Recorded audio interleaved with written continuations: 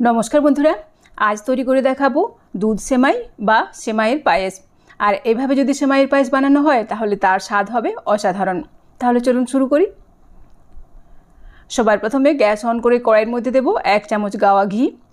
ঘি গরম হয়ে যাওয়ার পর এর মধ্যে কিছুটা কাজু বাদাম ছেড়ে দিচ্ছি। তারপর মিডিয়াম আঁচে কাজু বাদামগুলোকে প্রথমে কিছুক্ষণ ভেজে নেব। এরপর দেব কিছুটা কিশমিশ। এবার কাজু কিশমিশ একসঙ্গে লাল লাল করে ভেজে নেব। কাজু কিশমিশ ভালোভাবে ভেজে নিয়েছি। এবার এগুলোকে আমি একটা পাত্রের মধ্যে তুলে রাখছি। তারপর কড়াইয়ের মধ্যে যেটুকু ঘি রয়েছে তার মধ্যে দিচ্ছি 50 গ্রাম সেমাই। মিডিয়াম আঁচে সেমাইটাকেও কিছুক্ষণ ভেজে নেব।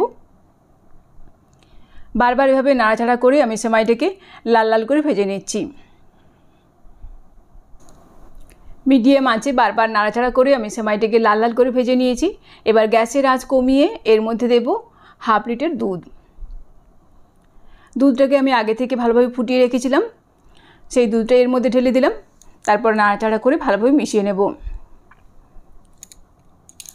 এর মধ্যে দিচ্ছি 2টো ছোটো এলাচ আর দেব একটা তেজপাতা। আবারও নাড়াচাড়া করে ভালো মতো মিশিয়ে নিচ্ছি। আর মিডিয়াম আঁচে এভাবে মিনিট খানেক সময় ধরে ফুটিয়ে নেব।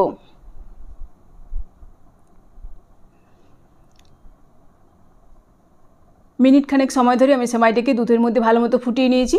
এবার গ্যাসের আঁচ কমিয়ে ঢাকা দিয়ে ঢেকে রান্না করব 2 মিনিট। এখানে একটা বাটির মধ্যে আমি হাফ বাটি হালকা গরম দুধ নিয়েছি। তার মধ্যে 2 চামচ গুঁড়ো দুধ ভালোভাবে এভাবে মিশিয়ে নেব। 2 মিনিট পর ঢাকা খুলে নিলাম। এরপর একবার নাড়াচাড়া করে নেব।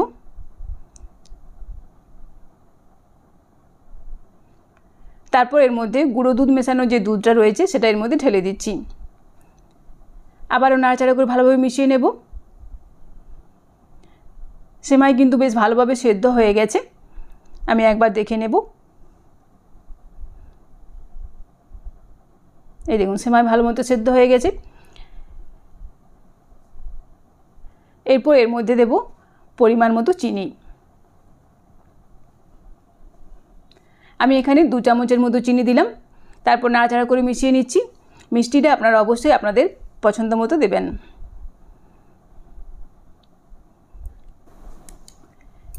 এরপর এর মধ্যে দেব আগে থেকে ভেজে রাখা কাজু আর কিশমিশ আর দেব অল্প একটু গাওয়া ঘি।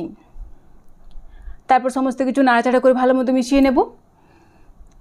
সেমাইয়ের পায়েস আমার তৈরি হয়ে গেছে। এবার গ্যাসের আঁচ বন্ধ করে দিচ্ছি।